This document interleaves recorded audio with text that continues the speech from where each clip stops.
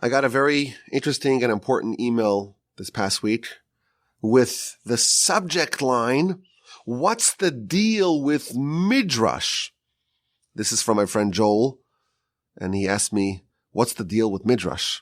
This is a quote from the email. "I've heard it explained that Midrash is a collection of writings by rabbis who were speaking to their communities of the time as a way to use the Torah to address, quote, modern issues. But other times it seems I see that Midrash is taken just as definitive as Torah itself. For example, that Eliezer was the servant in the Chayei Sarah. Some Midrash is so outlandish that it seems it can't possibly be taken literally. And sometimes Midrash's stories conflict with one another so completely that it would be nearly impossible to believe that both are true. Is it true? Is it allegory? Is it creative writing? Is it prophecy? Is it divinely inspired? If it is divinely inspired, how do we know that? And is every Midrash equally inspired? Who decides which is and which isn't? In short, what's the deal with Midrash? I like this email. It's a well-written email and a well-constructed question. And as things had it, I was actually in the middle of creating a presentation titled, "What's Midrash?" I'm even considering, and still considering, doing like a standalone Midrash podcast. But before that, of course, you need a proper introduction to Midrash. So let's dig into Joel's question. What's the deal with Midrash? Now, to begin, let's get some definitions. What is Midrash? In our context, Midrash refers to a series of books, a very ancient books that are part of the Jewish library. Of course, we have a lot of books. Most primary of them is the Torah, the actual Torah, the Pentateuch, the 5 books of Moshe. These are the only works that God is the author. Very important to have that understanding. Moshe is not considered the author of the Torah. In fact, our sages tell us, if you believe that, it's actually heresy. Why? Because we believe that God is the author. Moshe is the scribe. He is transcribing the words that Hashem tells him to write, but God is the author. Every word of the Torah is from God, and Moshe is simply writing what God is telling him to write. That's one class of books. We have, of course, the prophets and the writings, our Bible, if you will, the canon of the Tanakh, 24 books. You have the 5 of the Torah and 19 of the prophets and the writings, the Nevi'im and the Ksuvim. Now, these are also words written prophetically. These are also words written by prophets. But there's a very important distinction between the Torah, 5 books of Moshe, and the other 19 books of the Canon. With the Torah, the actual words are authored by God. Moshe is just simply writing it down. Right? Bereshis. He writes Bereshis, Bara, and so on. Word for word for word, for letter for letter for letter. God tells Moshe, Moshe writes it. When it comes to the other books of the Tanakh, the writings and the prophets, even though they're prophetic, but God does not tell the prophet the words, rather the idea, the concept. And the words of the prophet are formulated by the prophet. So there's an idea, there's a message, there's a concept that the prophet receives. And the prophet is told, go convey this to the masses.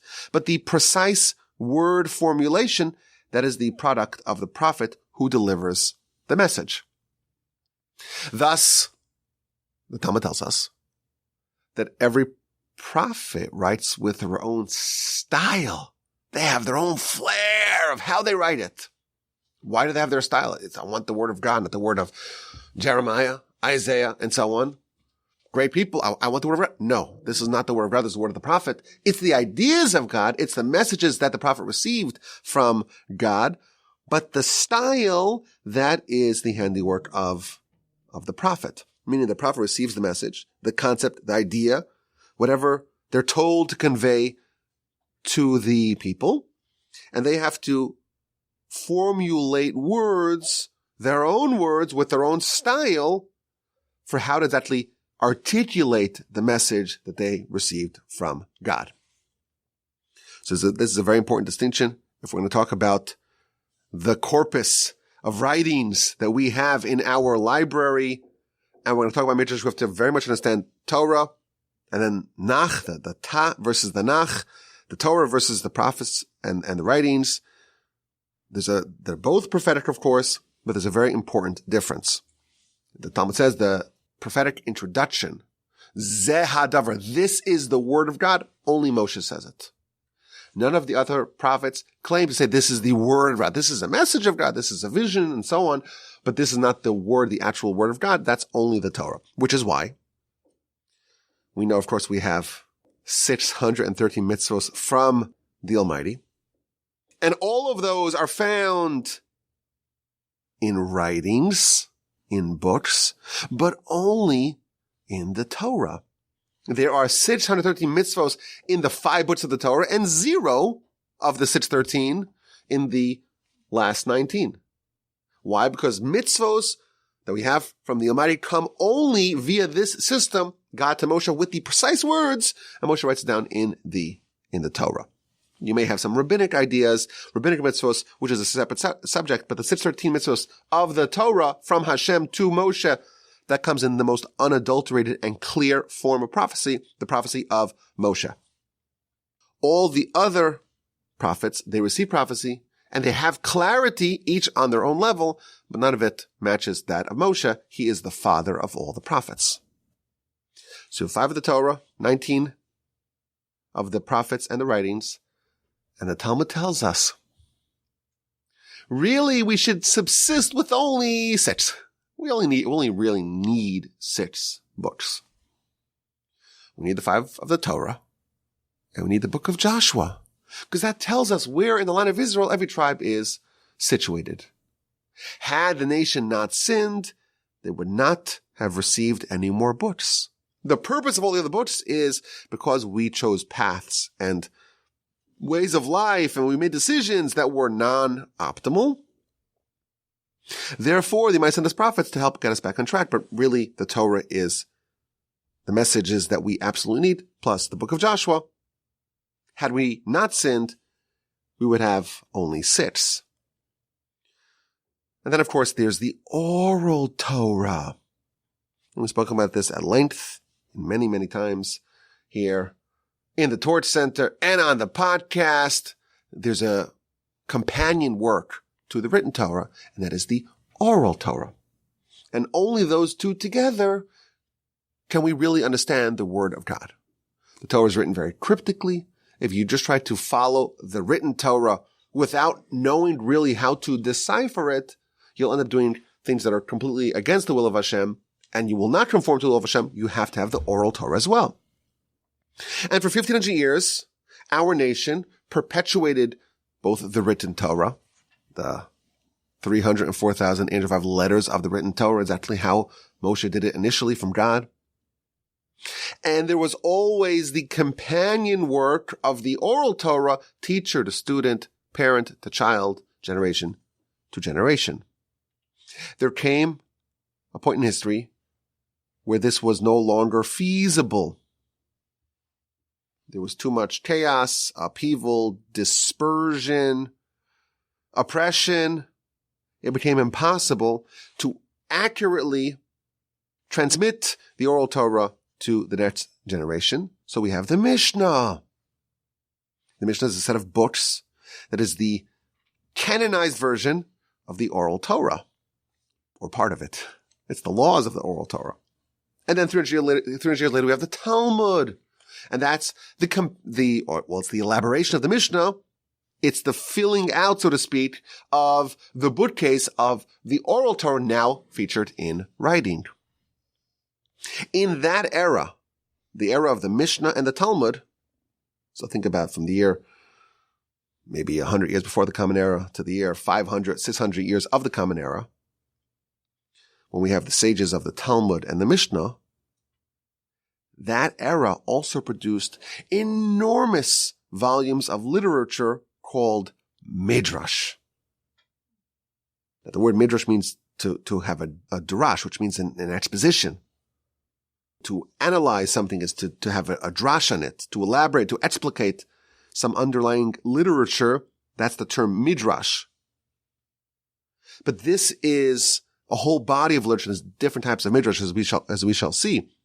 But there's a body of literature that comes from that same era, the era of the writing of the Mishnah and the Talmud. And the sages who wrote the Mishnah and the Talmud, they also wrote the works of the Midrash. This is just some background to understand what we're talking about when we talk about Midrash. And more specifically, the Midrash literature is always going to follow one of the books of the Tanakh. Meaning, you're going to have the book of Genesis, the first book of the Torah, and you'll have companion Midrashic literature on the book of Genesis.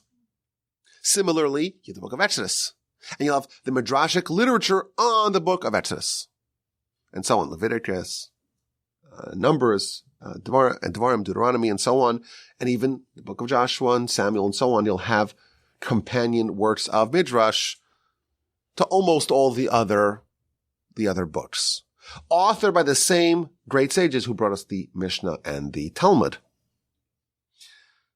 Okay, I know this is confusing. We're going to make it even more confusing. Forgive me.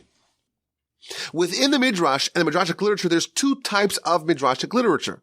One is called Midrash Halacha, the Midrash that focuses on matters of law. And then there's Midrash Agada, which focuses on non-law, non-legal parts of the Torah. You read the book of Genesis, and you're looking for mitzvos. Where are these laws, these 613 laws that you told me about? And it's very hard to find any in the book of Genesis. Lots of stories, very dramatic stories, wonderful personalities. It's thrilling, but where's the law? Torah's law, where's the law? And we know there's only 3 mitzvos in the whole book of Genesis. 3 mitzvos. That's it. So if you want to look at the corresponding book of Midrash on law, you won't find anything on Genesis, because there's very little law in Genesis. However, once you get to the next book, Exodus, there's lots and lots and lots of law. So you're going to find a book called Mechilta, which is the Midrash of the legal variety, the Midrash Halacha on the book of Exodus, and so on. There's a book, Sifra, Sifri, Torah's Kohanim, and so on. There are companion Midrashic literature on the four final books of the Torah. When people colloquially say Midrash, they're almost always referring to the other type of Midrash, the non-halachic Midrash, not the ones that are only on the last 4 books of the Torah, but the ones that don't deal necessarily with halacha, and that you will find the Midrashic literature on the book of Genesis and Exodus and so on, the rest of them. That's what we want to focus on. The non-halachic Midrash literature on the Torah and really on the Tanakh, on most of the Tanakh. You open up this book and you'll find enormous, voluminous literature on the text of the Torah. And Joel, in his email, wants to know, what's the deal with the Midrash? Is it all literal? Is it all true? Is it prophetic? Where does it come from? What's the history? How do we know how to approach it? And that's a very good question. You open it, and it's hard to find exactly what is the common theme of the Midrash. Like, what is the content of the Midrash? A lot of it is stories. A lot of it is interpretations of the text of the Torah. It offers a lot of background. The stories of the Torah, it fills out the stories. It gives us the prologues and the epilogues and the backstory and the subtext of the stories. Its ideas and themes, larger themes of general sections of the Torah. It has all sorts of stories. And some of the things are very strange sounding. So how are we supposed to understand what the Midrash is all about? Now, if you read the Torah and you want to understand it, everyone gives you the same advice. Everyone. The modern, contemporary people and the people of 1,000 years ago, everyone's saying the same thing. You want to understand the Torah? The first place you start with is you look at the commentary of Rashi. Everyone says that. Even his contemporaries 1,000 years ago. If you read Rashi, and he gives interpretations of verses, almost every verse has an interpretation that you can actually trace back to the Midrash. So the Midrash is like a commentary on the Torah, and Rashi in his commentary on the Torah is going to select and curate certain teachings from the Midrash to incorporate and to assimilate into his commentary on the Torah. Now, a lot of what Rashi says does not come from the Midrash, but much of what Rashi does say does come from the Midrash. I'll give you some examples. In our Parsha, this week is Parshas Vayetze, Jacob has to flee. Esav wants to kill him because he usurped the blessings. He has to flee. Where? To Haran, to go marry one of the daughters of Laban and to escape the wrath of Esav. So the Parsha starts Vayetze, and Jacob leaves. He leaves his home, Beersheba, in the land of Canaan, and he goes to Haran. But on the way he stops. Vayivga b'makom. He encounters the place. What place? We don't know. But there's a general rule. Every time it says the place in the Torah, it's a reference to the place, meaning Jerusalem. And he goes to sleep there because it's nighttime. And he takes from the stones of the place, Vayikach me'avnei hamakom, and he puts it around his head, and he goes to sleep in that place. Seems like a very simple verse describing Jacob on his way to Haran. He's leaving Beersheba, going to Haran. He stops off in the place. We know that's Jerusalem. Every time it says the word the place, is referring to Jerusalem in the Torah, Mount Moriah. And he puts some stones around his head, some stones from that place. And he goes to sleep in that place. Now, to appreciate what's going to happen over here as we analyze this verse, you have to realize that there can't be a single letter that's extra. It can't be. So if I could have shortened the sentence and teach you everything that you need to know, it has to be that it will be shortened. Has to be. So you look at Rashi. Rashi has a lot of commentaries on this verse. But let's just analyze some of them and see how it comes from the Midrash and what he did with it. So Rashi, we'll just focus on a few of them. There's more here. The stones that Rashi takes from the place. So Rashi explains what he did. He made it like a semicircle around his head. Why is he taking stones? You need to go to sleep. Go to sleep. Why are there stones here?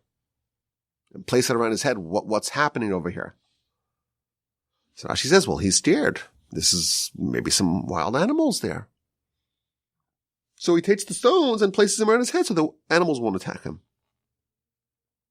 Okay. If Rashi said that, stop there. It makes sense, it's telling us a story, apparently, of Jacob traveling, and he's in some place. He doesn't in a hotel, a Marriott, or something like that, a stop by. So he's worried. Maybe there's some wild animals. Let's put some stones to protect my head. Okay.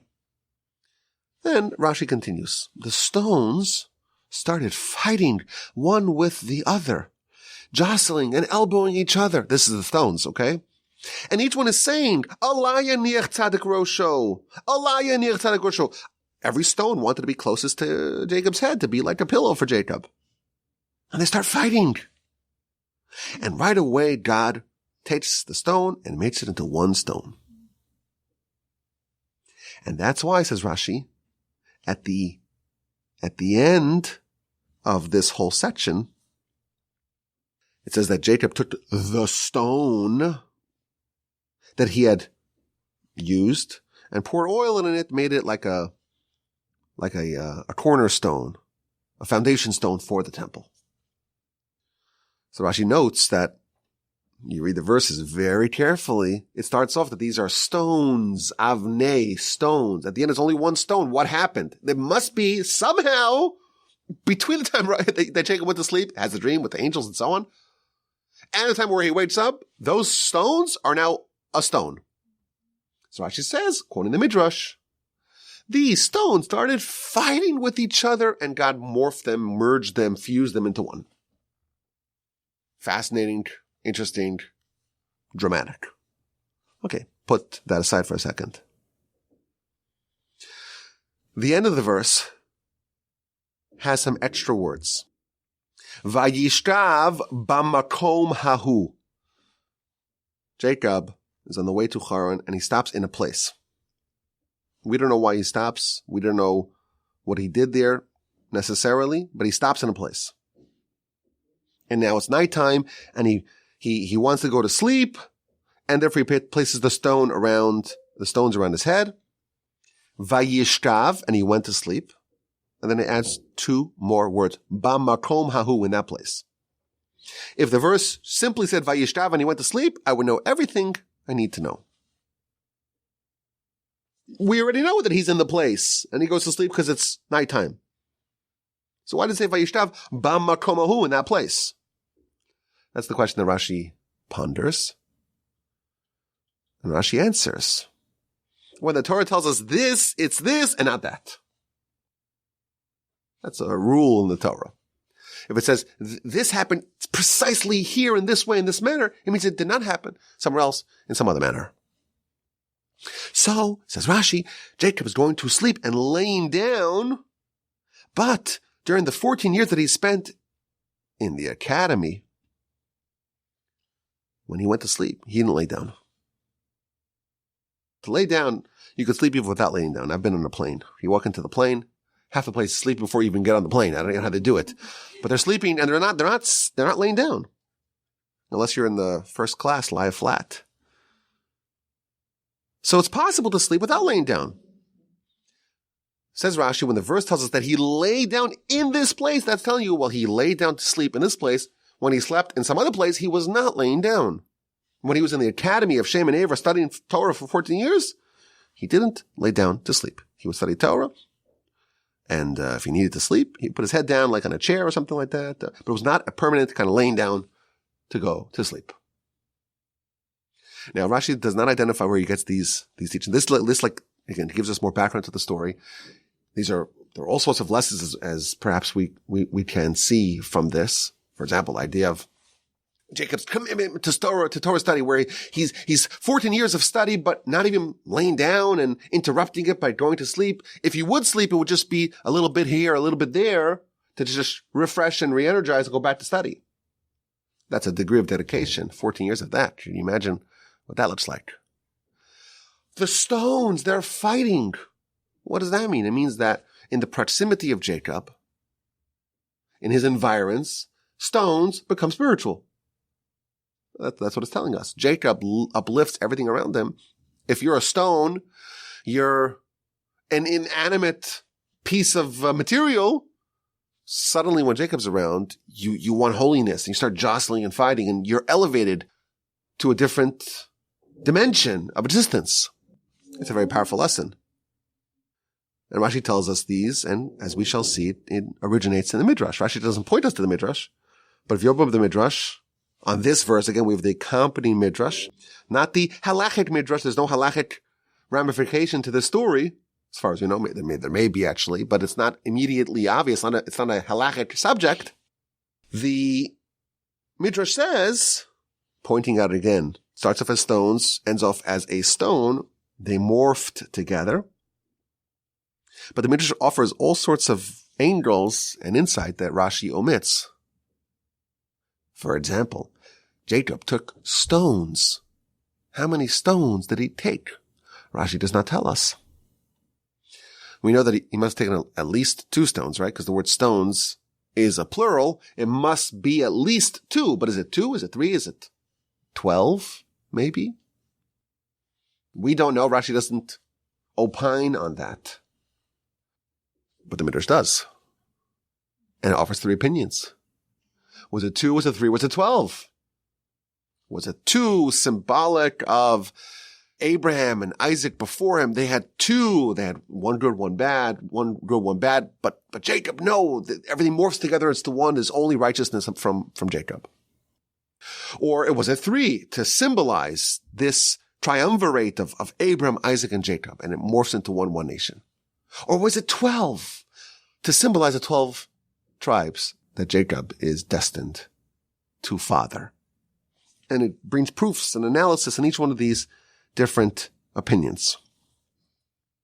The fourth opinion doesn't talk about how many stones there were, but says that he placed the stones like a semicircle around his head to protect from wild animals. It seems like Rashi is curating, he's selecting that interpretation over the others. Why he did that? You have to understand his decision-making system to know why he chose that one over the others. But this is a classic example of a Midrash that appears in the most basic of commentaries, in the commentary of Rashi. And again, the next idea that we mentioned, Jacob sleeps in that place, but when he was elsewhere, he did not sleep. Where is this elsewhere? So Rashi tells us that's the 14 years that Jacob spent in the academy of Shem and Aver. You look at the Midrash. Midrash has the same observation, but it offers other opinions. Jacob worked for Laban for 20 years. And he was very dedicated in his work. And he wouldn't sleep, lay down flat for 20 years. Because he was the consummate employee. If I'm working for Laban, 24/7 I'm working for Laban. So he was always ready in case he was needed. He didn't lay down flat. So he laid down flat over here, not in the future. So we have a verse, and we have a commentary Rashi, and we have the Midrash offering some more angles of interpretation to this verse. We have the curation of Rashi. And again, we have Joel's question. What's the deal? Where does it come from? What's the way to understand Midrash? Now, there's another Midrashic commentary that Rashi omits entirely. Doesn't offer any hint to this other Midrash. When Jacob's there, he's sleeping. He has a dream. And he sees a ladder. And the ladder has angels. Angels going up and angels going down. And then he has a revelation of God. And God says, I'm the God of Abraham, your father, your grandfather, and the God of Isaac. The land that you are laying upon, I'm going to give it to you. And your descendants will proliferate in all different directions. And they will be the bastion of blessing. All blessing will come from them. And I'll be with you and I'll guard you wherever you go and so on. A very wonderful blessing. I'm never going to depart from you. And Jacob wakes up and he's all terrified because he slept in this most sacrosanct of locations. This is the gateway to heaven. And he takes the stone, the single stone, and he makes it a monument and he pours oil on top of it. The angels going up and down. How far up? How far down? Which angels? What doesn't say? Like, we don't know what's happening over here. Rashi does offer a comment, but there's a Midrash that Rashi omits entirely. The Midrash says that these are the angels of various nations. Nations have angels. And there was one angel that was the angel of Babylon. And it starts ascending the ladder in Jacob's dream. And it goes up rung after rung, 70 rungs. And then it comes down. And then the next angel, the angel who is the guardian angel of Media, of Persian Media, it starts to ascend. It goes up 52 rungs and comes back down. And the angel of the Greeks goes up 100 rungs and comes down. And then the fourth angel, the angel of Edom, starts to climb and climb and climb and climb. And it passes 100, it passes 1,000 runs. And Jacob is freaking out and terrified. What's going to be? Will this angel ever come down? And God tells Jacob not to worry. Don't worry, my servant Jacob. Don't be fearful, Israel. Even if you see this angel, the angel of Edom, ascending all the way up to heaven, all the way up to God himself, so to speak. Even if he's there, God promises, I'm going to make him tumble down. If this angel ascends like an eagle and perches its nest amongst the stars, from there I will take it down, says God. A very dramatic midrash. These angels, what are the angels? When are they going up? What are they going down? Symbolizing the 4 exiles, and each run is a year of exile, and the angel of the Babylonians goes up 7 and comes back down because the exile will be 70 years, and that's it. And then Persia, Media, 52. Greece, 100. And Edom just seems like it's endless. Jacob's fearful, and God says, don't worry about it. They too will have their comeuppance. This, Rashi makes no mention of. So he chooses some midrash, he incorporates that into his commentary, and we have this other midrash, and it makes no appearance in Rashi's commentary. So where does it come from, the midrash? How are we to view midrash? Is everything true? Joel asks. Is everything literal? Joel asks. I've seen a midrash that says that Pharaoh was 1 cubit tall. Now, how much is a cubit? We don't know exactly. But it's between 18 and 24 inches. That's very short. Oh, and Moshe was 10 cubits tall. Oh, he's 20 feet tall. Oh, and then Moshe had a stick that was 10 cubits tall. Imagine a massive lumbering giant with a huge stick. Oh, and then Moshe jumped 10 cubits in the air. And Moshe smashed the ankle of Og. And that blow knocked Og and fell down and he died. So if Moshe is 10 amos tall, 10 cubits tall, and he's holding a stick, which is 10 amos tall, and he jumps 10 amos, that's 30 amos, that's 60 feet, and he reached the ankle of Og. Is that literal? Really? Color me skeptical. It's very hard to accept that that is literal. But is it heresy? This comes from our sages. We believe that the written Torah and the oral Torah, they're both from God. And the Talmud says, if you reject the written Torah, that's heresy. If you reject the oral Torah, it's also heresy. When we believe in the veracity of the Torah, in the divinity of the Torah, we believe in both in the written Torah and the oral Torah. Someone says, well, I believe in the written Torah, not the oral Torah. That is heresy. What about Midrash? It's part of the oral Torah. It's authored by the sages who wrote the oral Torah. To believe in it, is that mandatory? Is that necessary? Must we believe it's all true? Must we believe it's all literal? These are some important questions. Now, thankfully, our sages addressed these questions. The Gaon of Vilna, in his commentary to Proverbs, chapter 24, verse 30, he talks about it. What's the purpose of Midrash? What's the purpose of Agada, which is the non-halachic corpus featured in the writings, in the literature? And he explains, if you think that the purpose of the Midrash, the non-halachic Midrash, is to tell you what happened, is to fill out the stories, is to give you the history, that's a big mistake. It's a big mistake. That's not what the purpose is. It may be that the Midrash does give us some of the backstory, But that's not the purpose of the Midrash.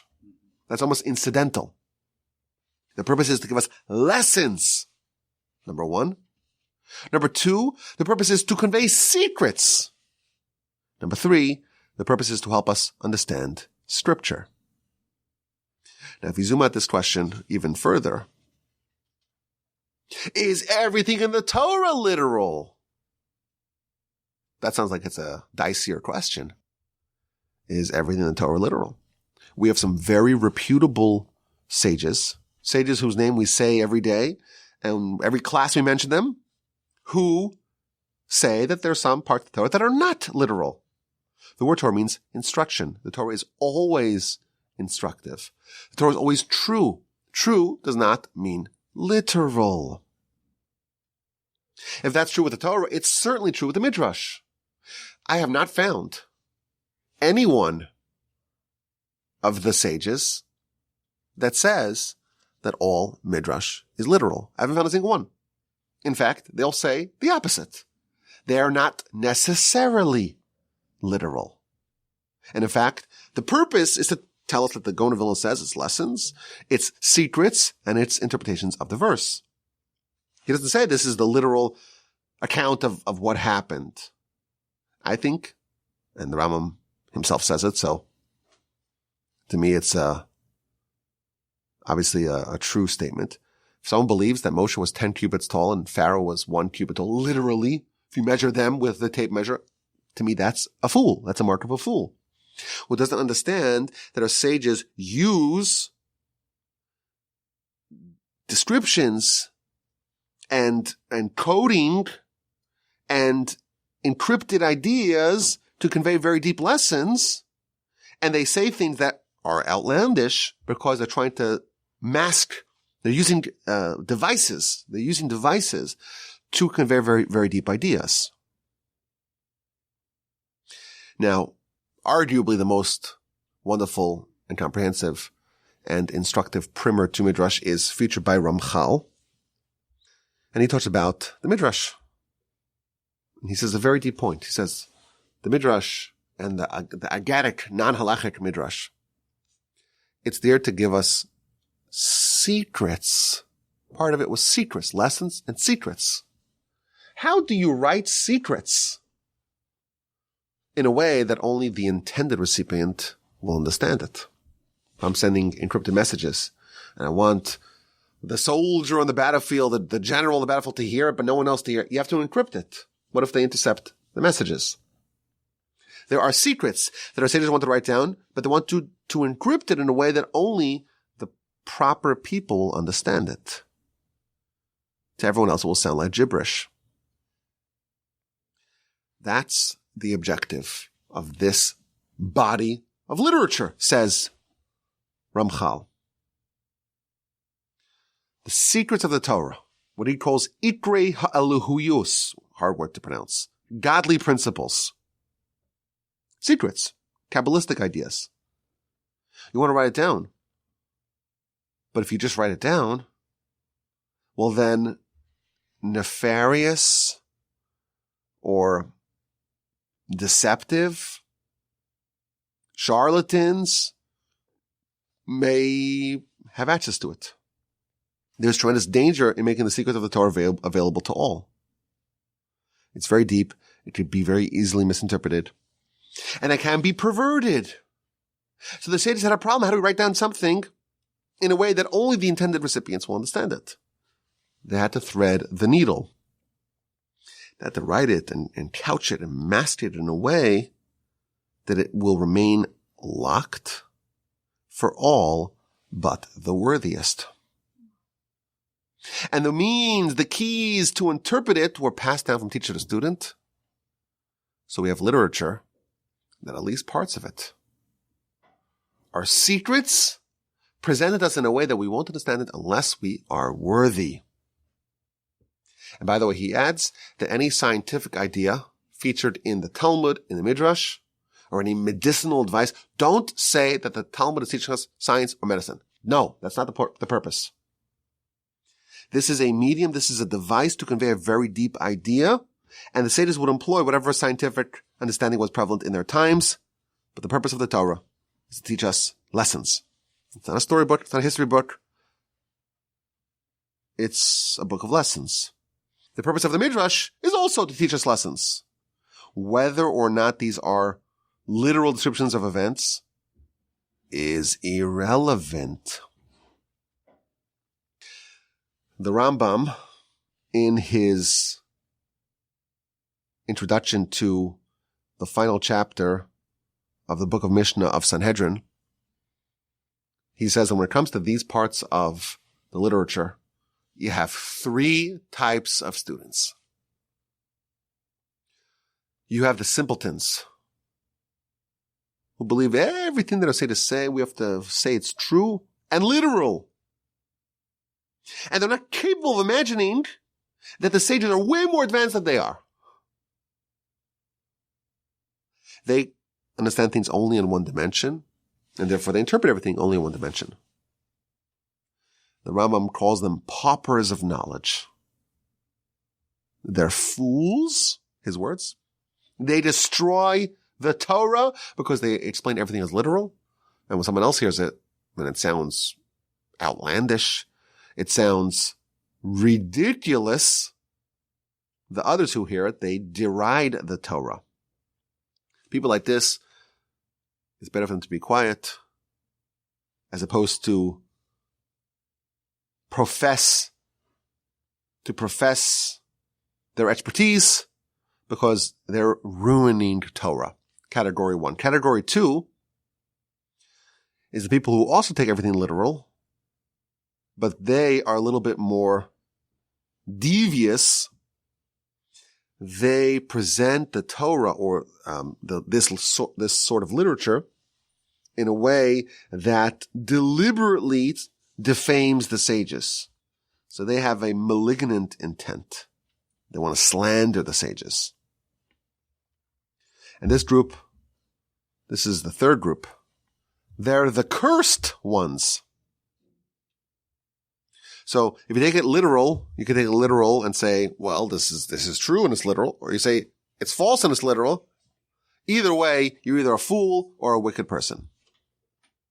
And then there's the third group. And it's such a small group. It's like, how could you call it a group? It's like calling the sun one of the stars. It's the only sun that we have, right? It's outrageous to say that this is just a star. There's only one of them. Similarly, there's so few people who get it right, it's hard to even call it a group. And they understand that the sages, with their titanic intellect, they're going to use metaphor. And what they write will have multiple dimensions of meaning. We'll have a revealed meaning, one level, and they'll have a hidden meaning on another level. And they'll use allegory and metaphor and parable and riddles. And they'll develop the sensitivity to understand what exactly is being professed by the sages. Only the third cohort should approach the Midrashic literature. The sages assume absolute competence, okay? Assume absolute intelligence. Assume abilities that you can't even fathom in your wildest imaginations. And these are the people that wrote that Moshe was 10 cubits tall.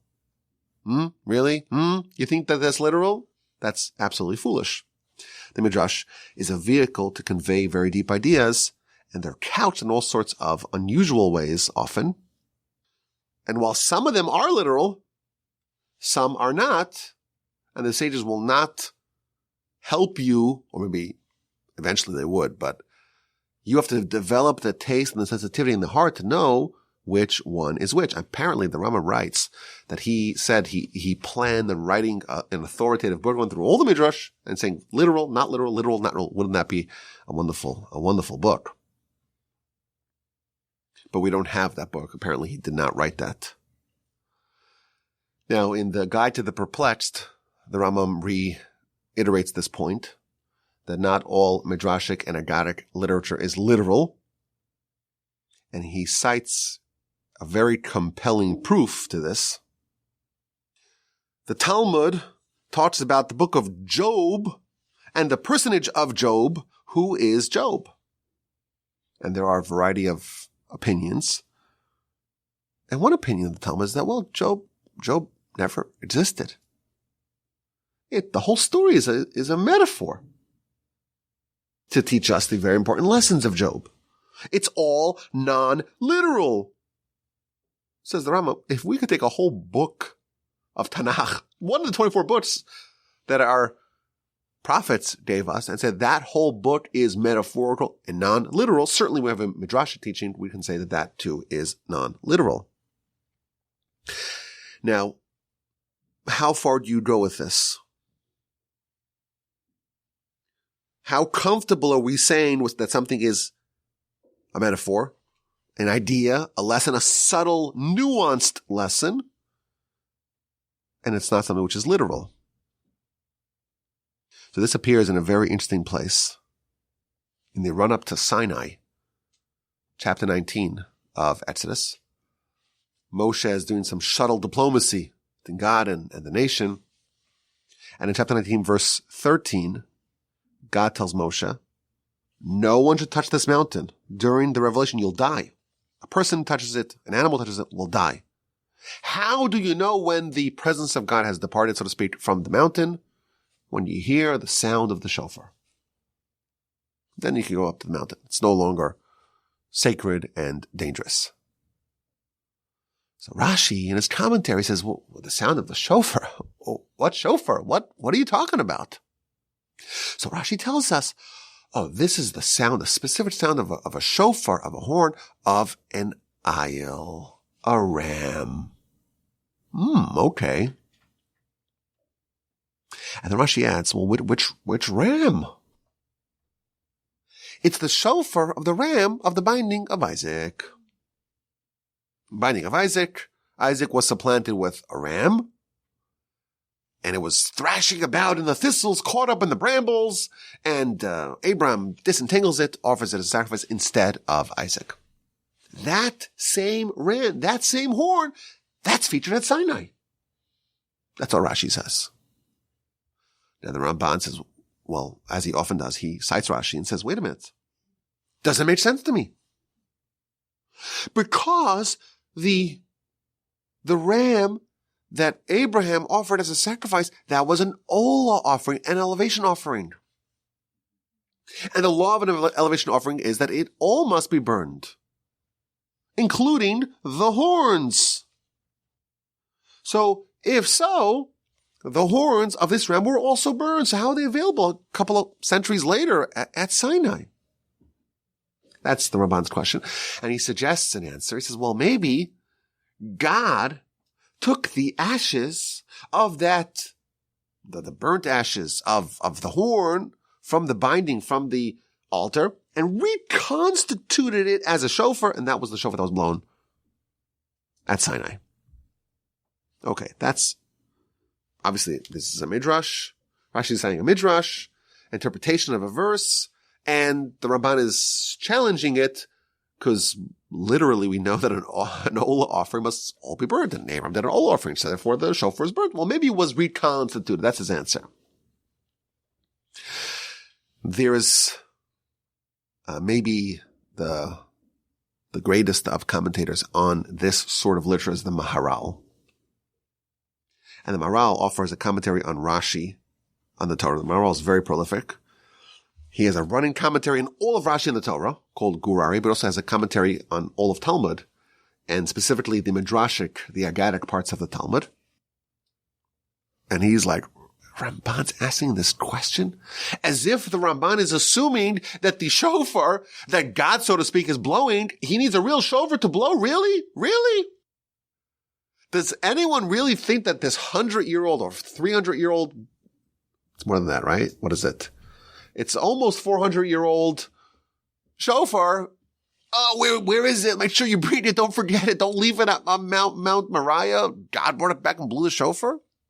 The shofar of the binding, it's a spiritual entity. It's a spiritual concept. It's a non-literal concept. And that force is being unleashed at Sinai. This merit of the Jewish people this incredible event that happened on this mountaintop is somehow being channeled, being invoked at the mountaintop event at Sinai. Why are we assuming that this Midrash must be literal? We don't have a single reputable opinion amongst the sages that says that Midrash must be literal. Not to say it's not true. There isn't a source that says that Midrash is just made up. Everyone agrees Midrash is true, and everyone agrees the Midrash is not necessarily literal. How do you know the difference? We don't have that book of the Rambam. We have to develop the taste. Now, the Ramban himself, he obviously agreed with this. But the Ramban is of the opinion that the only time that we can deploy a Midrash, of course, for the lessons contained within it, the only way we can do that is if it can also be interpreted on a literal level. If it can be interpreted on a literal level, not to say that it is literal, but it can be interpreted on a literal level, then we could use it to understand on a more metaphorical, homiletic level what the lesson of the sages is. But we're not going to use it in a commentary to the Torah if there's no way to interpret it on a literal level at all. And therefore he says, okay, so let's find a way to interpret it on a literal level. Not to say that is the interpretation, but that's a prerequisite for it to be an interpretation. And therefore he says, well, maybe it was reconstituted. God took all the ashes and melded it back. Not to say that God used the shofar or God even did that, but there is a way, there is the possibility of it being literal as well. And through that, once we have that literal, or the capacity for it to be literally true, only then, in that framework, can the non-literal interpretations be made. There's an enormous body of oral Torah. This is part of the oral Torah. The Maharal elsewhere says that just as we must believe in the written Torah as being divine, and we must believe in the oral Torah being divine, we also must believe in the Midrashic literature being divine. Not literal, but divine. The lessons, where the sages get these lessons, they didn't make them up, they didn't concoct them from their own imagination. These are part of the tradition that was passed, God to Moshe, Moshe to Joshua, and so on, Moshe to his generation. Joshua is responsible for perpetuating it to the next generation, and so on. And it was eventually couched in this way. These secrets, these lessons were couched in the Midrashic method of writing, of interpretation, but it is part of the true oral Torah given to us by the Almighty. And again, it's preserved and presented and perpetuated in a way that is encrypted. There's a mask to it. There's a facade to the message. It's encoded. It's illustrated sometimes in obscure terms. Is Midrash important or not? It's very important. It's a big mistake to think of Torah on only one dimension. It's part of the divine corpus of Torah. And yes, there's metaphor and there's different devices to package and to capture ideas, but the ideas are all mosaic that come from Sinai.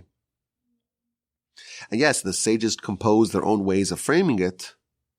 They captured it with all sorts of parables and metaphors and homilies, but the substance is Sinaitic. If we want to develop ourselves not just to be conforming with the legal parts of the Torah, the laws, the 613 laws of the Torah, we want to develop our character and our faith. The Midrash tells us the way to do that is with this whole other body of literature. The Gaon of Vilna famously writes that there's two types of Yetzer Hara, and there's two types of Torah, general types of the halachic and the non-halachic, and each part of the Torah corresponds to helping us fit a different part of the Yetzer Hara. But to do that, you have to develop a sensitivity. Just as we have a heart and a brain, the two parts of the Torah, two general methods of Torah, halachic and non-halachic, legal and non-legal. The legal part, we have to use our brain to understand it. The non-legal part, we have to use our heart, our sages tell us. The Torah is there to uplift all of us, not just our mind, but to make us dry and lacking vitality and verve and zest. It's not the goal. It's to elevate us entirely, the heart and the mind together. The purpose of that part, that section, that body of Torah is to penetrate our heart and elevate us and to make us enriched and not just to be dry, dull, legalistic, and formulaic. Now, often we'll find conflicting teachings in the Midrash. If you find conflicting teachings in the Talmud, in the halachic parts of the literature, you're in trouble. Because you have to find a way to resolve it. You must resolve it. When it comes to the Midrash, you don't have to resolve it. We don't have a dialectical way of studying it. There's subtleties and dimensions and realms that are different. And they could both be true in that modality. There are secrets and there are dimensions and there are realms that do not overlap with each other. So it's a whole different way of studying it. If you're coming from the legal perspective, you say, wait, I have this and I have that and they're not the same. So I got a problem. I got to discard one of them. That is a true approach when it comes to studying the halachic parts of the oral Torah. When it comes to the non-halachic parts of the oral Torah, no, we're very comfortable with saying, well, we have a dispute. Was it 2 stones? Was it 3 stones? Was it 12? Which was it? To ask the question of how many stones there actually were there, it's missing the entirety of the story. It doesn't even matter how many stones there were there. That's not even what they're talking about.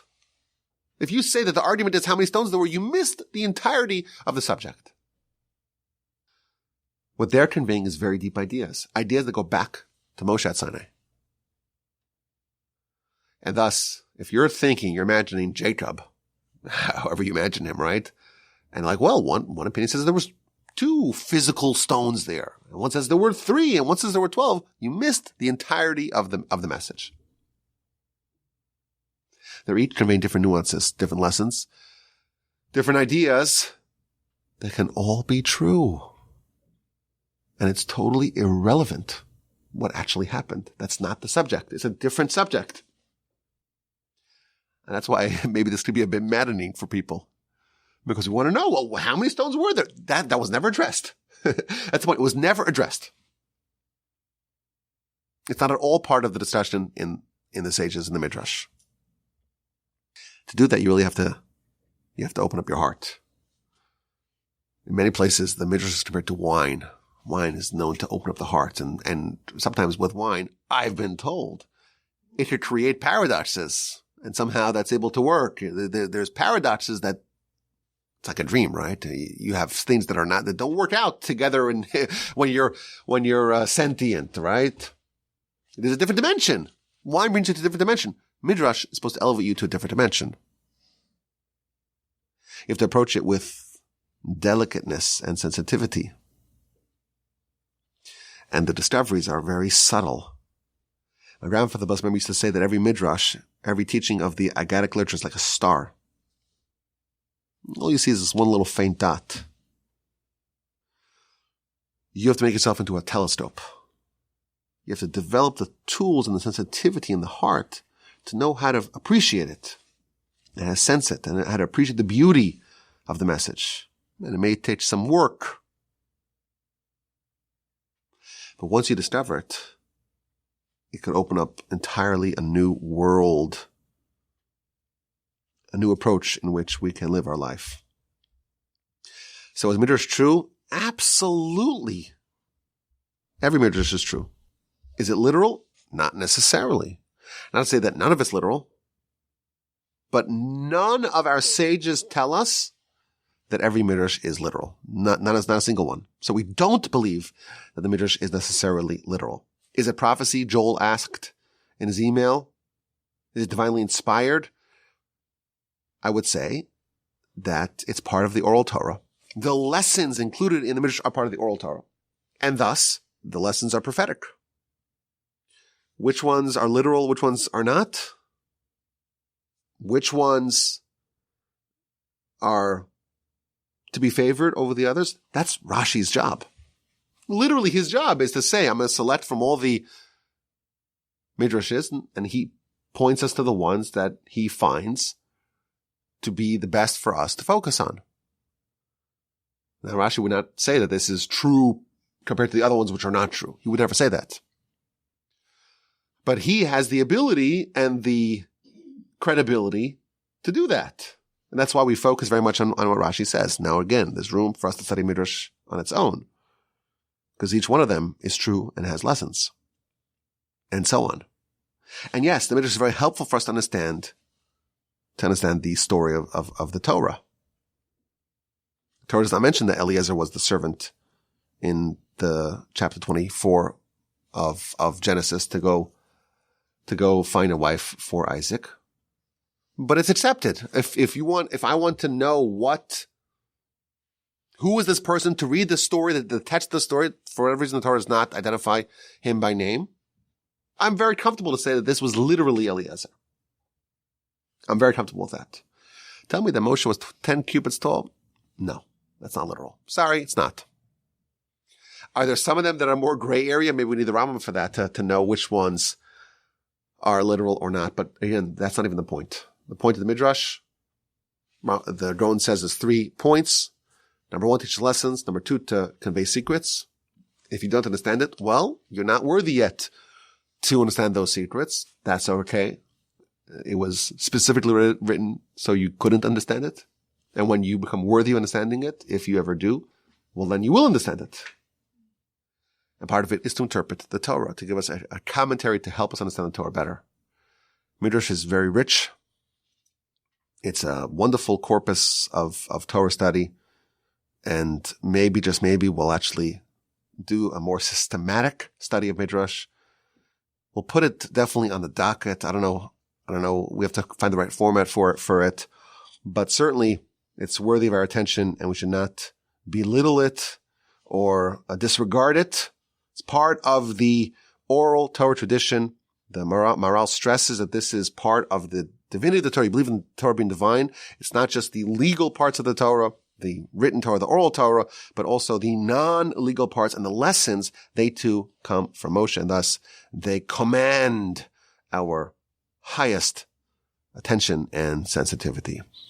I hope you enjoyed this. I hope I answered Joel's question. I'll send him the podcast. I'll say, Joel, we talked about it. We talked about it in the podcast. But if you have any comments, questions, or feedback, I welcome them. The email address is rabbiwolbe@gmail.com.